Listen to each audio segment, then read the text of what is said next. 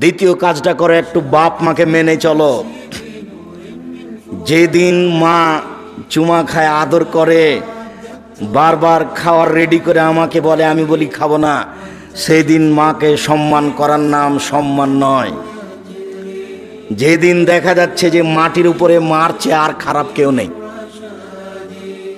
বউ বলছে, দেখবে তোমার মা কত খারাপ, দেখবে তোমার মা কত খারাপ, দেখা তো তুই কি দেখাস, দেখো দেখো, এই যে তোমার এই যে বড় মাছটা নিয়ে এসেছো না, এই যে মাথা খান তোমার বোনের ছেলেকে দিল, দেখবে দেখো, এই যে দেখো, এই যে দেখো, এই যে তোমার মা দিয়েছে, দেখো। ঠিকই তো, তুই ঠিকই বলছিস তো, আসলেই তো মা খারাপ। যা বলে সবই উল্টা, আসলেই উল্টা, যা করছে সবই উল্টা, আসলেই উল্টা করছে। এই সময়তে আল্লাহ দেখতে চাচ্ছেন যে আপনি আপনার বাপ মায়ের সাথে কি আচরণ করেন।